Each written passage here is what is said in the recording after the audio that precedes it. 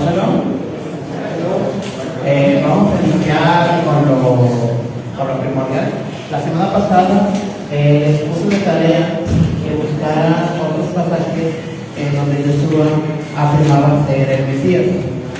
Y bueno, yo la semana pasada yo les quité de medio la más sencilla, solo para hacerlos que exploren más los títulos.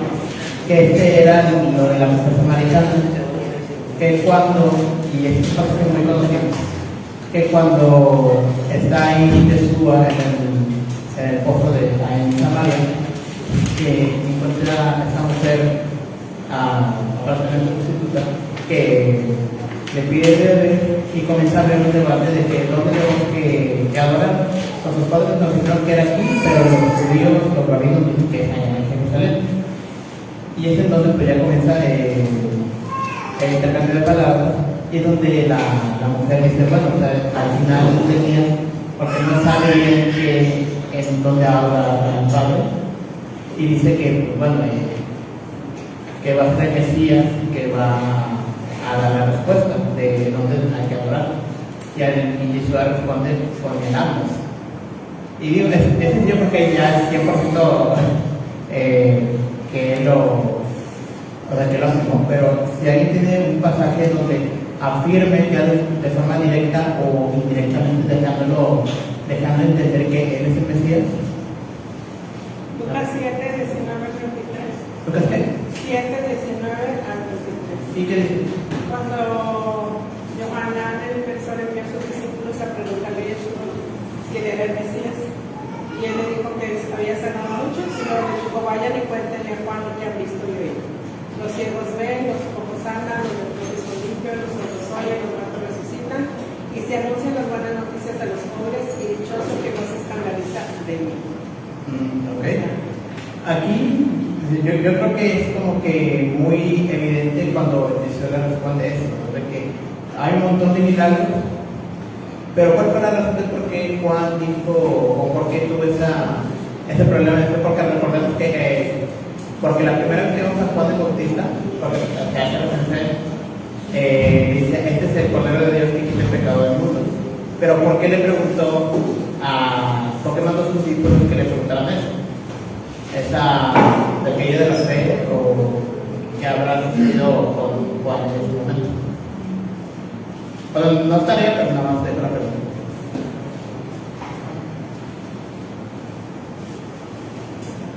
Digo porque ya después como que Jesús le responde que él es gran, él es un hombre grande de los hijos de mujer, pero en el reino de Dios va a ser más pequeño.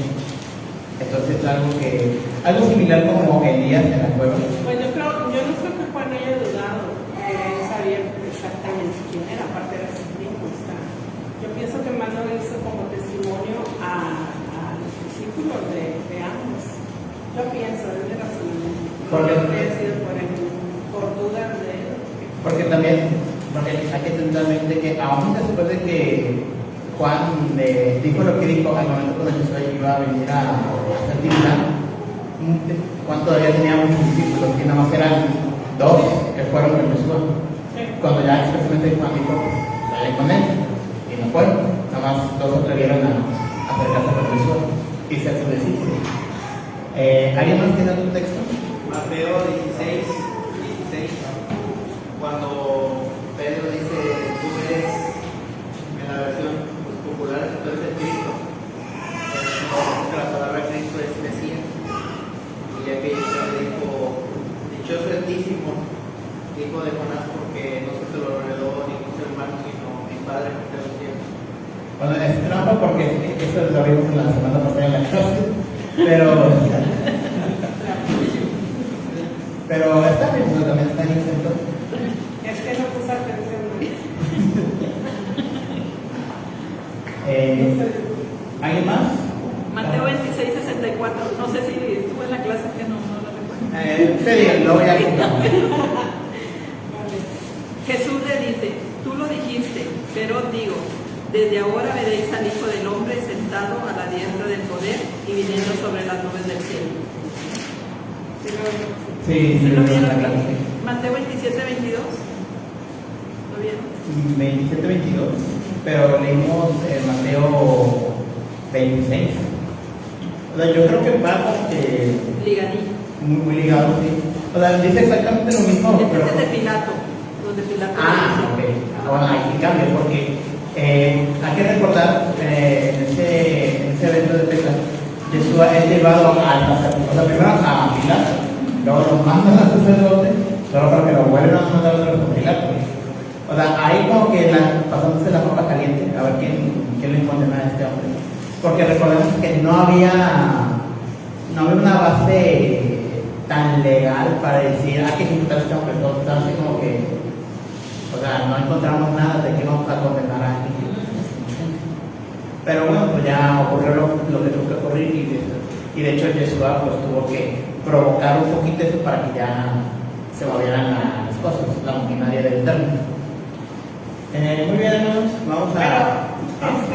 Que ella dijo de 27, 22, no lo digo sin Sí, sí, no lo veo porque ya... Pero sí es la que dijo, Sí, sí, es que va muy relacionado porque, bueno, es como que al acto siguiente, porque es todo el tema de los juicios que mandan a Pilato y tal.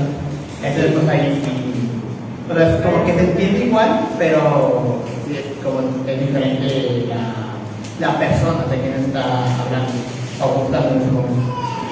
Bueno, ahora vamos a iniciar con esta clase que sería Jesús enseñó contra la ley de Moisés. Ahora sí vamos a una introducción. Y yo creo que esto ya lo sabíamos, o ya lo sabemos desde hace tiempo, porque nos enseñaron así, de que Jesús estaba en contra de la ley de Moisés. Y hay ciertos pasajes que se da a entender de que Jesús está condenando la ley de la ley. Pero vamos a ver por qué está en el temario, porque esto es una mentira, que ya sabemos nosotros que es mentira, pero vamos a desglosarlo para que sea más, el momento que tengamos que argumentar el por qué es mentira, podamos responder sin ningún tipo de problema. Una de las mentiras más extendidas tanto en el judaísmo, porque también lo dicen ellos, como en el cristianismo, es esta de que el maestro enseñó en contra de la Torah. Más es traducida como la ley y también se usa como la ley de Moisés. Sin embargo, esto es un absurdo que se ha estado repitiendo a lo largo del tiempo y lo ancho del mundo, dado que, y como veremos en el caso de hoy, es una mentira tanto por el propio maestro como en su propio actual. O sea que sería como una contradicción de que el mismo maestro es en contra de la ley, sabiendo que pues, también él es la ley viviente, como después de vamos a ver. Ahora bien, aquí voy a hacer primero una clase más de cívica y ética, porque vamos a hacer viendo en este tema. Si nosotros que hicimos en su momento de que Jesús cumplió la ley, porque es uno de los argumentos que se hace aquí, si lo aplicamos a la ley de los hombres, entonces si alguien o muchos haya dicho de que yo cumplo la ley, no sé, la ley del impuesto de ICE, pago el 30% de mi salario o de mi ganancia. Si nosotros vamos por el momento de que, no, pues él lo pagó, entonces yo ya estoy haciendo el pago. ¿Verdad que no es como que muy congruente de que, pero sí o sí tenemos que obedecerla? O sea, no, es algo más de lógica simple. Porque se oye raro de que tenemos una ley, porque de base las leyes en sociedades, digo porque también el Eterno dio su ley, para que haya un orden, una estructura en el pueblo, así como, bueno, en las sociedades antiguas y también en las modernas, es para que haya una organización y un orden. O sea, porque si no tenemos algo que regule el comportamiento de las personas, pues vivimos en una anarquía, todos podemos hacer lo que queramos y no hay consecuencia de ello. O sea, no es raro por ejemplo, los 10 mandamientos de no matarás, no robarás, no vas a decir falso testimonio, porque hay consecuencias muy graves de robar dinero, robar una casa o robar el tiempo a la otra persona. Matar a una persona también tiene sus consecuencias porque no sabes si esa persona, a ver, si esa persona si matas a un hombre, pero ese hombre es el único que mantiene a su familia, entonces la familia ya no tiene su sustento, tiene una consecuencia grave para las víctimas. También el tema de falso testimonio. Si tú das un falso testimonio, en palabras modernas, si tú das una acusación falsa a una persona que es inocente, pues tienes consecuencias. Y de hecho, esto pasa más en la actualidad, de que acusan falsamente a una persona, sea hombre, sea mujer, y pueden estar años en la cárcel, incluso cuando tú estás diciendo ahora la verdad, o sea, cuando están las autoridades del mundo, no te van a dejar salir. O sea, puedes pasar años y años en la cárcel solo porque alguien te acusó de algo que nunca hiciste. Entonces, para evitar todo este tipo de problemas, pues existe la ley. Y más porque el Eterno nos conoce. O sea, como nuestra inclinación al mal es ciertamente más fuerte que hacer las cosas bien, entonces el Eterno dio una estructura y un orden de cómo comportarse. O sea, el pueblo de Israel, cómo se tiene que comportar, tanto dentro, entre sus propios, entre los propios gente, o sea, entre israelitas, y cómo se tiene que comportar con gente de fuera cuando venga un extranjero. O sea, no por eso también el Eterno es muy insistente de que cuando venga un extranjero, o sea, respetarle los derechos que le estoy dando. ¿Por qué? Porque no es tierra, pues juntamente con los esclavos, porque les dicen, recuerda que tú fuiste esclavo en Egipto. Entonces, esto es más respuesta. Yo lo quiero poner así, es el primer punto que quiero tocar, porque esto es más como que de lógica. Porque si Jesús está hablando en contra de la ley, o sea, la ley de Moisés, y es una ley que estaba siendo vigente, o sea, estaba siendo una ley que todos estaban obedeciendo en Israel, en Judá. Si hicimos eso de que Jesús iba en contra de la ley, entonces, pues, ¿de qué estábamos hablando? Tendríamos que decir que Jesús era una persona que estaba enseñando en contra del Eterno, cosa que no es así. Y de hecho, en la clase vamos a ver repetidamente lo que dice Jesús al respecto de eso. Tiene ese contexto, el por qué se tiene, o sea, por qué está hablando como que en contra de leyes, pero eso vamos para adelante. Entonces, para el primer punto, para dar de arranque, es la lógica de que si rompemos la ley, tenemos consecuencias. Y si alguien nos dice, no ves esta ley, no hay consecuencias, entonces ¿de qué estamos hablando? Es por eso decirlo que voy a dar un testimonio de mí. Hace como 2 meses más o menos, tuve mi primera infracción de tránsito. Y digo primera porque no sé si tuve más, y eso porque no estaba el tránsito cerca. Lastimosamente me tocó a mí que el tránsito me vio y me detuvo. Y me dijo, o sea, me detuvo de que, oye, te pasaste la roja. Que sí, me pasé la roja, pero igual, yo me quise ser como que el vivo, entre comillas, de que está en amarillo, está en la roja, rápido. Y pues no, gracias a Dios, no pasó mayores. O sea, porque me comentó el tránsito de que, oye, es que te pudo haber chocado la parte trasera, que puede haber en un accidente. Y me dijo de que, oye, que te provocó un choque por imprudente y tal. Entonces, pues ya me dijo, oye, entonces, pues muéstrame tus papeles. O sea, muéstrame tu licencia, muéstrame tu seguro, si es que tienes seguro y tal y tal. No, pues esto, la tarjeta de circulación, ahí está. Y me dijo, mira, y luego ya se fue a revisar pues cuánto tengo que. Entonces, pues, me dijo, mira, toma la infracción. Porque él quería que lo pagara en el momento, cosa que, bueno, yo no sé si es permitido, pero me dijo de que, digo, no me sé el nombre del oficial, así que pues todo, no hay sí todo el secretismo, pero El caso es que me dijo, mira, si no tienes para pagarlo hoy, pues ven mañana porque todavía tienes tanto hoy y mañana está un descuento de pronto pago. Entonces, si vienes hoy o mañana a la oficina de tránsito, pues bueno, ya se te va a reducir la multa. Yo, bueno, pero me dijo, eso sí, te voy a quitar la licencia. Se quitó la licencia y luego ya vas a ir a recuperarla. Yo, ok. Cosa que ahora me sentí raro porque estoy conduciendo sin licencia y no estoy rompiendo otra ley de tránsito de que no puedes, nada sin licencia estar conduciendo. Pero bueno, ya regreso a mi casa, normal. Y ya al día siguiente, pues le pedí a alguien que con licencia, que pues me llevara al tránsito porque no vaya a ser de que, sin licencia, no, bueno, otra vuelta, y otra vez, y esto, y es lo que yo quiero, bueno, con este testimonio, mal testimonio, pues lastimosamente. Pero imagínense, hermanos, que si yo o alguien más hubiera hecho el argumento de que, oye, te pasaste la roja, o sea que es ilegal, te vamos a dar una infracción. Y que yo dijera, no me voy a infraccionar porque Jesús haya cumplido la ley por mí.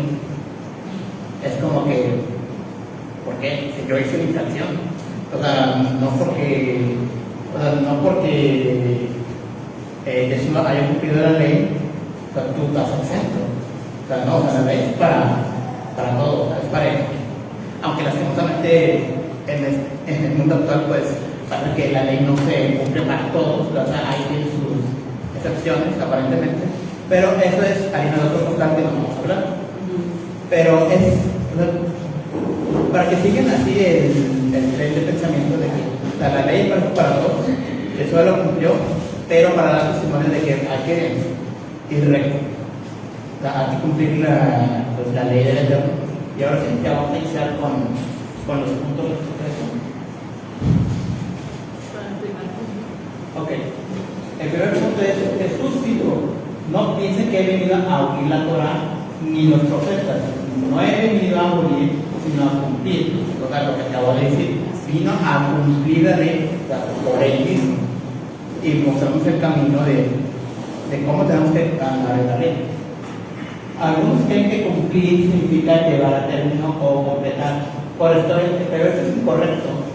En este contexto se entiende mejor invirtiendo las sílabas de la palabra cumplir al hacerlo. Se revela que con mayor claridad el significado de llenar o completar la plenitud. Es decir, aquí es un juego de semánticas. Entonces, como está ordenado, lo entendemos. Y yo vuelvo a decir, aquí se dio a mucho malinterpretar de que como Jesús cumplió la ley, o sea, ya no tenemos que hacerla, porque no, o sea, no es tanto así, porque si uno cumple la ley, o sea, tanto delante del Eterno como entre los hombres, ¿cuál es la consecuencia de que nosotros sigamos la ley en ambos contextos? Pues se supone que nos va bien, porque si no cumpliéramos la ley, ahorita estaríamos en la cárcel, estaríamos con multas, estaríamos siendo investigados, no podríamos, incluso hasta nos podrían dejar sin trabajo, porque hay muchos trabajos que sí o sí te piden tus antecedentes penales, o si quieres ir a un país o a otra ciudad, te piden antecedentes penales. Hay agencias de que pues te dan chances de que, bueno, tú cumpliste ya tu sentencia, puedes seguir trabajando. Pero otros son más estrictos de que, o sea, tienes antecedentes penales, y si eres una persona que reincide y cae una y otra vez, pues lo que pasa es que no generas confianza para el indicador. O sea, ¿cuál va a ser? Si yo contrato a una persona con antecedentes penales, pues ¿quién no vaya a ser que el día de mañana pues, me robe o me haga algo o a sus compañeros? Es decir, cumplir la ley no es algo. Ahora sí, aquí voy a poner un poco más una cosa. Cumplir la ley no es algo que no es necesariamente algo malo, de que más como un control del gobierno para lo que quieran. Y lo digo así, aunque soy muy tonto, porque lo estoy pensando y digo, pues nadie aquí va a quebrantar la ley. Pero lastimosamente hay gente que sí piensa de que pues, la ley no debe existir. Y de hecho sí hay partidos políticos, a lo mejor no en México, pero sí hay una ideología que es el anarquismo, que se supone que es que no exista ley y no exista gobierno. Y uno dirá, entonces ¿para qué quieren eso? Porque sin ley, o sea, sin orden, sin nadie que haga valer dicha ley, ¿cómo vamos a convivir nosotros entre las personas? Siendo y suponiendo que somos libres de hacer lo que queramos. Entonces alguien en su libertad y en su maldad también me va a hacer algo a mí, me va a hacer un daño, me va a hacer un perjuicio. Y si no tenemos una ley para que diga, oye, yo me amparo con la ley porque la ley te lo prohíbe, y luego ahí dicen, bueno, la ley lo dice, pero ¿quién me lo va a impedir? Ya ahí viene pues ya quién pone, quién ejecuta la ley, los jueces, la policía, el propio Estado. Y si lo externamos con el Eterno, tenemos la Torah. Y si nosotros decimos, ok, está en la Torah, no asesinarás, pero aún así hay personas que siguen asesinando. Y vuelvo otra vez a la pregunta. La ley está escrita, pero ¿quién me impide a mí pues, que yo lo haga? Pues tenemos los jueces. Y de hecho, creo que sería peor que te juzgue pues, el juez supremo, porque en la Torah dice el que asesine, o sea, la sentencia es la misma muerte. O el que robe va a hacer eso. O en caso de adulterio, en caso de falso testimonio, en caso de idolatría, tienen sus consecuencias. Y de hecho, pues tenemos a todo Israel 40 años, pues siendo entrenado para eso, para seguir la ley y obedecerla, observarla. Y yo creo que entrando en el Éxodo, cuando llegamos a ese libro, vamos a volver a recordar por qué el Eterno fue tan duro con Israel durante esos 40 años, porque es un pueblo fue desobediente, o por lo menos esa generación. Pero volviendo al punto otra vez, o sea, sin ley no hay orden, y el Eterno pues quiere orden, quiere que esté todo organizado, porque el Eterno es un Dios de orden. Entonces aquí podemos ver la primera falacia de esta argumentación de que Jesús iba en contra de la ley, cosa que no. Porque si va en contra de la ley, entonces va en contra del Eterno. Cosa que ya son varios casos que hemos dicho de que Yeshua es una representación del Eterno. Entonces sería como que un choque de poderes. Sería como Absalón, si recordamos el evento de Absalón cuando se rebeló contra David 3 veces, que ustedes qué dirían, porque el hijo se rebeló contra su padre. Y en este caso, en el caso de Absalón fue porque quería el poder, quería el trono de David. O sea que a él le iba a tocar más adelante. Bueno, realmente no, le iba a tocar Salomón, pero pues por primogenitura, pues le iba a tocar a Absalón. Cosa que no ocurrió. Pero aquí vemos que a Jesús se le dio poder, se le dio, por decirlo, la gobernatura, le dio como lo vemos y como lo ha dicho Pablo, de que el Eterno le dio a su hijo pues, todos los juicios para que le juzgara, para que le está dando poder. Entonces ya es raro de que porque Jesús es bien contra su padre, se le da autoridad, se le da poder, y va a ser como que el regidor para nosotros en el reino milenial. Entonces como que es absurdo pensar en ello.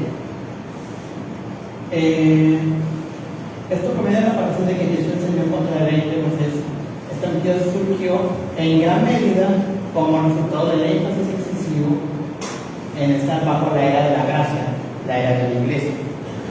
Que si bien sí estamos en la era de la gracia, porque tenemos, bueno, pues nos reveló a Jesús, o sea, que es mejor para ser nuestro maestro en Torah y pues que nos dé la redención. Pero eso es como se los he explicado hace unos momentos, está constantemente de que pues estoy en la gracia y yo soy exento de esto, yo soy exento de esto, pero pues no es así, porque para estar en la gracia de Jesús, para estar en la gracia del Eterno, tenemos que obedecer la Torah, tenemos que obedecer la ley, así que es como que muy contraintuitivo, contradictorio, para no decir que, bueno, para qué el Eterno dio los mandamientos, para qué Dios dio la ley, si al fin y al cabo, pues para llegar a Israel. No, pues nada de eso sirve, ya todo con creer en mí, pues ya, son salvos. Y puedes hacer lo que quieras con tu vida, ¿no? Cosa que pues no es así. Ahora vamos a ver el segundo grupo. Y esto dice, si esto no está suficientemente claro, digo porque pues ya con el primer punto ya está muy claro, Jesús continúa declarando, en verdad les digo que hasta que pase el cielo y la tierra, ni una letra o sefirá más pequeña pasará la Torá, hasta que todo suceda. Creo que en las traducciones más de la Reina Valera dice ni un punto ni una coma. Sí, ¿no? Pero aquí hace Ni una coma ni una tilde. una patina, de hecho está mejor ahí, porque hace referencia más a las letras del alfabeto hebreo, la letra y la tab, incluso la palabra yud, que es la letra más pequeña de todo el alfabeto. O sea, ni siquiera la letra más pequeña va a ser descartado, todo va a estar tal como está escrito. Y tenemos que recordar esto. Cuando él dice ni el cielo ni la tierra, o sea, hasta que el cielo y la tierra pasen, todo va a suceder al orden. Y yo les tengo que recordar, otra vez, volviendo con Moisés, cuando Moisés se le da la Torá, él llama por testigos al cielo y la tierra. Entonces, lo que está diciendo Jesús en este versículo de Mateo 5 y el versículo 18, está citando a Moisés de que yo llamo al cielo y la tierra por testigos que ustedes están metiendo el pacto que van a obedecer las leyes del Eterno. Entonces, aquí, ¿qué tenemos que entender? Digo, ya el primer punto fue claro, aquí lo que está diciendo Yeshua es, o sea, la ley de Moisés, o sea, sigue vigente, o sea, yo lo estoy cumpliendo y yo lo estoy enseñando. No sé si ya quedó, bueno, para mí ya quedó muy claro, porque pero yo creo, hermanos, que eso queda muy claro, de que Yeshua está citando a Moisés, Yeshua está cumpliendo leyes que Moisés escribió, que no lo escribió, sino más bien que el Eterno le dijo que escribiera y le ordenara a Israel que hiciera eso. Que el Eterno le dijo, en estos días vas a convocar al pueblo porque va a ser una convocación para mí. 7 días vas a estar en las cabañas, o sea, ahorita que pasó Sukkot, cada Shabbat, o sea, cada día lo vas a guardar para mí, vas a descansar, ni tú, ni tu hijo, ni tu hija, ni tu siervo, ni tu sierva, ni ninguno de tus animales va a trabajar. Todos, incluso los extranjeros también no van a trabajar.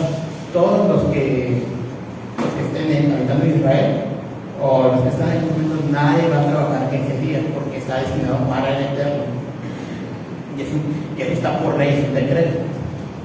Y pues, de modo que ni los judíos de la época, ni siquiera Jesús decía, no, sí, ya es Shabbat, o sea, como Shabbat es una ley, no, pues yo me deshago del Shabbat y ya todos pueden ser libres del Shabbat. Cosa que no, incluso si vemos en nuestras leyes actuales, legalmente están obligados las empresas, o sea, el patrón, en darte un día de descanso.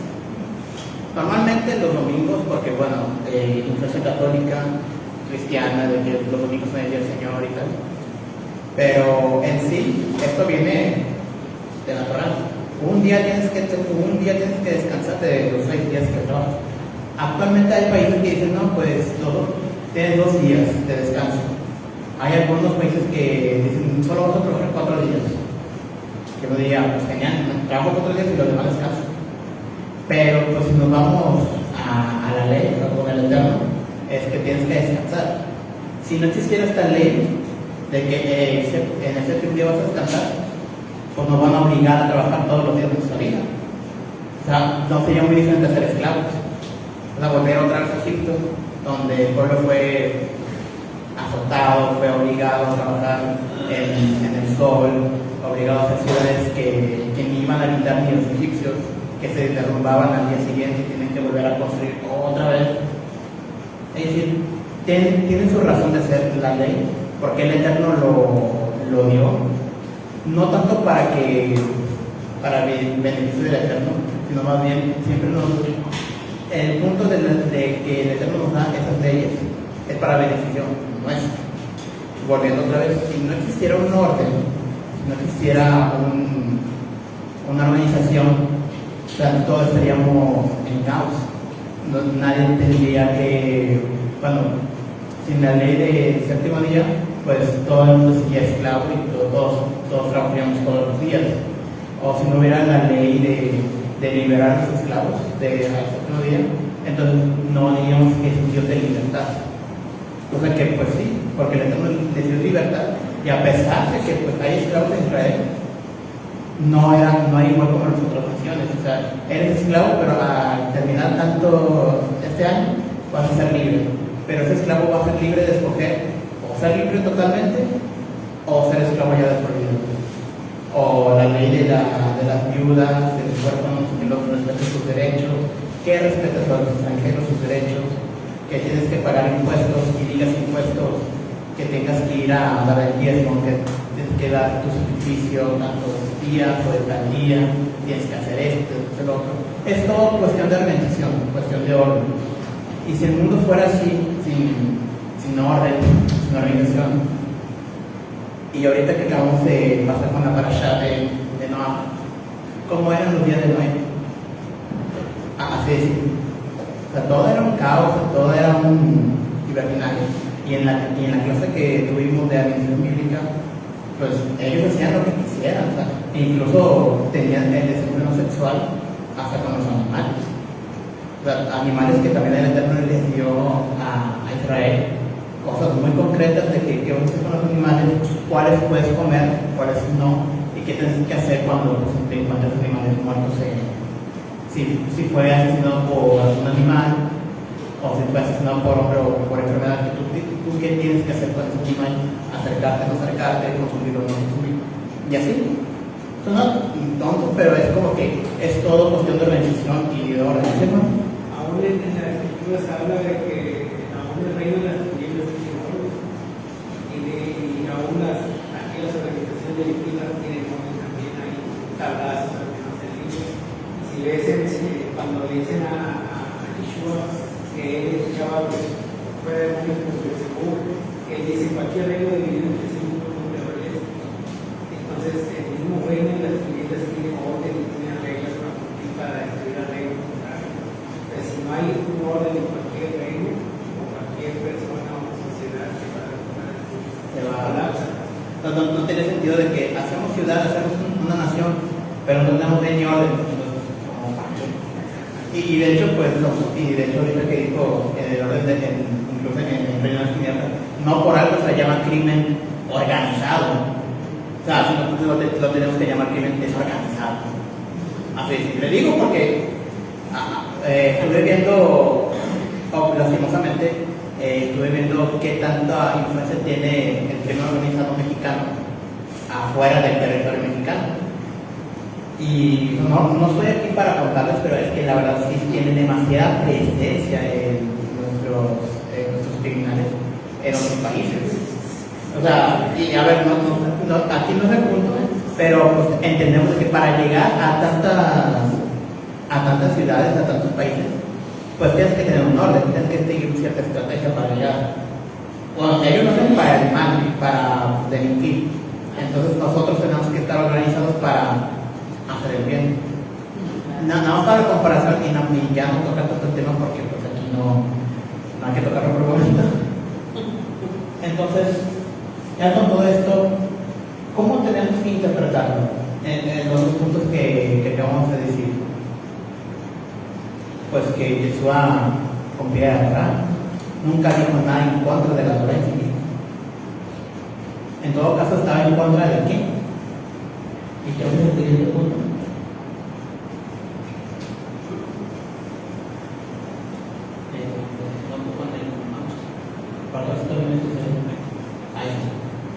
Aquí le tengo una chiquita hermano, pero le puede pasar el estudio al grupo. creo que está más que claro. Yeshua no aboga por la abrogación o pues ahora sí como que denegar, trasladar la ley y el más mínimo detalle de la ley. Al leer Mateo 5, versículo 7, hasta el final, se ve que incluso amplía los mandamientos de la Torah.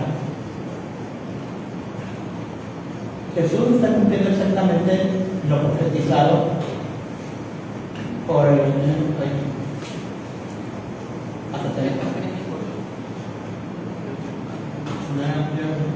Por el profeta Jeremías. hasta a mí también me gusta ver, vamos a ver, por el profeta Jeremías cuando prometió el nuevo pacto. Pero este es lo que dice la cita de Jeremías. Por este es el pacto que haré en la casa de Israel después de aquellos días. Proclamaré al Señor, pondré mi Torah en su interior y la escribiré en su corazón. Jeremías 33. Y ahora, Jesús dice que no estamos bajo una ley externa, porque ahora tenemos una ley en nuestro interior. ¿Qué quiere decir esto? La ley externa, como lo pongo aquí, y como lo dice también el hermano que estaba consultando, el contexto en sí mismo es la ley externa, es las leyes rabínicas. Ahora, si ustedes se acuerdan, y si tienen es una mano, cosa que no se lo pido, pero si ustedes recuerdan, Jesús a cada rato cuando venían los fariseos, venían a atacarlo de que van y oye, estás incumpliendo la ley de quién. Y Jesús les dijo, pues, ¿qué ley me estás diciendo? O cuál ley estás diciendo que estoy en contra o estoy enseñando mal. Ellos decían la ley de Moisés, pero Moisés, si nosotros leemos, o sea, no viene ninguna instrucción que los rabinos hacían. Tanto así que Jesús les dijo, ustedes ponen mandamientos, ponen leyes que ni siquiera ustedes están cumpliendo. Están poniendo cargas al pueblo innecesariamente. Cosa que cuando él dice, mi yugo es ligero, cuando él dice la ley que yo cumplo, o sea, la ley de Moisés, no tiene ese tipo de cargas. Entonces no tiene sentido que pongan leyes adicionales y solamente afecte a las personas, pero a la gente que lo está poniendo, no. Es como ahorita que hay mucho debate y mucho enojo por el paquete económico que viene para el cliente acá en México. Hay mucha gente diciendo, no, están subiendo los impuestos, están poniendo nuevos impuestos y solamente están creciendo más y le ponen más trabas a la gente que quiere pues emprender y cosas así. Es algo similar. O sea, de nada te sirve poner leyes que solo afecte a las personas, pero incluso a la gente que la están poniendo no les está afectando. Y digo tristemente, no solamente en México, sino pues en todo el mundo hay así, que son políticos corruptos, que se roban el dinero o hacen cosas que solo afectan a la población. Entonces, en ese sentido, entendemos de que lo que se refiere a la ley externa, o como se está entendiendo como es la ley de los rabinos. O sea, la ley que está imponiendo gente que sabe de Torah, sí saben de Torah, no digo que no, y eso tampoco les pone duda de que sí saben de Torah, pero están poniendo leyes que solo están predicando la misma obediencia de la ley. Una ley externa que está consumiendo la ley interna. Es como que ¿por qué? Porque tengo que ver una ley que va en contra de la ley que ya está escrita, que ya está en la Constitución de Israel. Ahí la crítica de Jesús hacia la ley, en este caso. Espíritu nuestra mente y corazón por el Espíritu Santo. Por lo tanto, nos llama a ir más allá de la ley escrita. Ni siquiera cometer adulterio, asesinato. Aquí el tema de la ley escrita, lo que dice el rabino, es lo que ya habíamos estudiado antes, y creo que el hermano, bueno, sí, tuvimos una pregunta sobre esto, que es el mandamiento y el espíritu del mandamiento. Es decir, el mandamiento está escrito, sí, pero también tenemos que interpretarlo, porque la Biblia se presta a interpretar, pero siempre es bajo el espíritu del mandamiento. Es como decir otra vez el ejemplo de Shabbat. Y Yeshua mismo lo puso. Si tu animalito se cae a un pozo, pero ese animalito, por así decirlo, un burrito, te sirve para el trabajo, no lo vas a rescatar solo porque es Shabbat. Yo, o sea, aquí esto es una herramienta de trabajo y es un ser vivo. Te lo tienes que rescatar porque pues, te va a costar más comprar tu burro. O otra cosa, o otra situación. Si tú te enfermas o te pasa algo que haces en tu vida, no vas a hacer nada porque es Shabbat. Y yo les digo esto también, o sea, lo que dice Jesús, porque hay que remontarnos con los macabeos, que no vienen de muchas Biblias, creo que no en la católica, en donde los macabeos, que ya se casaban, no por cierto, cuando ellos estaban peleando, hubo una facción de los judíos que decidieron no pelear los Shabbats. Y los griegos entonces decían, si ellos no pelean el Shabbat ni se defienden, pues ataquemos los Shabbats. Ellos no van a hacer nada. Y aquí la pregunta, si la vida está en peligro, estando en Shabbat, y Shabbat fue hecho para que nosotros descansemos, para preservar la vida, después de los 6 días de trabajo. Y cuando pasa una ocasión así, tenemos que, pues, el Shabbat, pues, que me manden. Ya no, es la ley. Pues no, o sea, porque pierde el sentido y el significado del mandamiento escrito. O sea, por eso también ir más allá de la ley es ver el espíritu del mandamiento.